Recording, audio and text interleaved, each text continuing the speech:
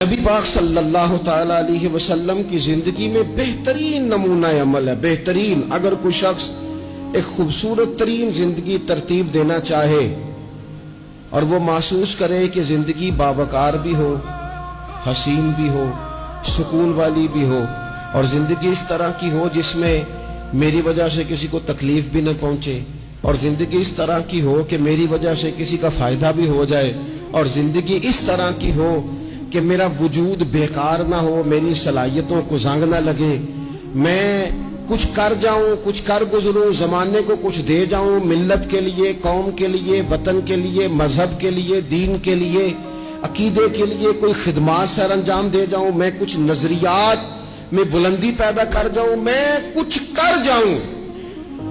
اگر کچھ چاہے کہ میں کچھ کر جاؤں تو لقد کان لکم فی رسول اللہ اسوۃ حسنہ، پھر اس کے لیے میرے نبی پاک کی زندگی ایک بہترین نمونہ ہے، بہترین نمونہ۔ ہم نہ جب کچھ کرنا بھی چاہتے ہیں نا تو تب بھی نہ اس میں پہلے اپنا آرام سائیڈ پہ کر لیتے ہیں، اپنا سکون سائیڈ پہ کر لیتے ہیں، اپنا کھانا پینا، اپنا نفع سائیڈ پہ کر لیتے ہیں، پہلے ساری چیزیں اپنی ذات کی اس میں سے مائنس کر کے پھر ہم کچھ کرنا چاہتے ہیں۔ تو ایسے تو نہیں نہ کچھ ہوتا، نہیں کرنا کچھ نہ پڑے، نام زیادہ ہو، خدمت کوئی بھی نہ ہو، نمبر پہلا ہو، ڈیوٹی کوئی بھی نہ ہو، اجر سب سے زیادہ ہو۔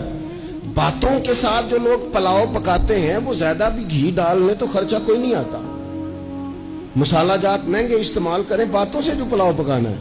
اور اگر کسی نے عملاً آنا ہے تو پھر تو میرے بھائی یہ شہادت گاہ الفت میں قدم رکھنا ہے۔ لوگ آسان سمجھتے ہیں مسلمان ہونا۔ آپ تھوڑا سا اس آیہ مقدسہ کا پس منظر سمجھیں گے۔ یہ آیت نازل کب ہوئی؟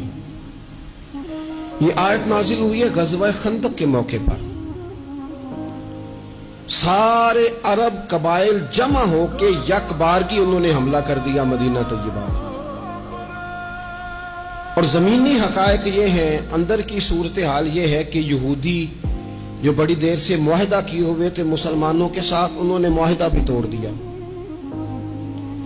منافقین مدینہ طیبہ میں جو بڑا اظہار کرتے تھے ظاہری جملوں اور لفظوں کے ساتھ، وہ پیچھے ہو گئے۔ قحط کا زمانہ ہے، معاشی حالات بھی بڑے سخت ہیں۔ اب ان حالات میں سارے کا سارا عرب کفر جو ہے وہ جمع ہو کے آ گیا۔ اب حضور نے ان کے خلاف کھڑے ہونا ہے، صحابہ کو جمع کیا گیا، مشاورت کی گئی، اب کیا کیا جائے۔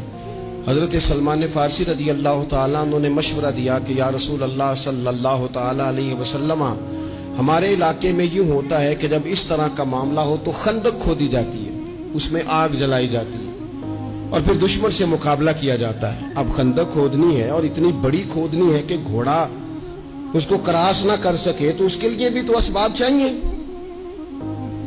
یعنی اندر بھی حالات اس طرح کے نہیں ہیں، جو مدینہ طیبہ کے اندر جو آبادیاں موجود ہیں وہ بھی سارے ظاہری طور پر ساتھ چھوڑ چکے ہیں، اور سامنے جو لوگ آئے ہیں وہ سارے جمع ہو کے یکبارگی آئے۔ اب مقابلہ ہے اور مالی حالات بھی کمزور ہیں۔ حضور نے فرمایا کھودو بھائی خندق۔ کیا غریبوں کے بچے صرف دکھ اٹھائیں گے؟ مسکینوں کے بچے صرف دنیا میں دکھ اٹھائیں گے؟ حضور نے لوگوں کی اس بات کو غلط کیا۔ جس طرح باقی لوگ خندق کھودنے میں مشغول تھے، اللہ کے رسول خود بھی مشغول ہو گئے۔ لوگ جیسے اندر سے مٹی اٹھا اٹھا کے خندق سے باہر لاتے تھے، نبی کریم بھی اٹھا کے باہر لاتے تھے۔ جتنی محنت دوسرے کر رہے تھے حضور اس سے ڈبل کر رہے، بلکہ صحابہ فرماتے ہیں درمیان میں کچھ ایسی چٹانیں آئیں جو ہم سے نہیں ٹوٹتی تھی، تو حضور نے فرمایا مجھے دونا تھوڑا، مجھے دونا اوزار، میں تمہیں توڑ کے دیتا ہوں۔ حضور نے باقاعدہ عملاً اس میں کام کیا۔ اور جب ہم نے کہا نا یا رسول اللہ ہم نے تو بھوک کی وجہ سے پیٹ پہ پتھر باندھے ہیں، تو حضور نے کپڑا ہٹا کے کہا تم نے اگر ایک باندھا ہے تو میں نے دو باندھے ہوئے ہیں۔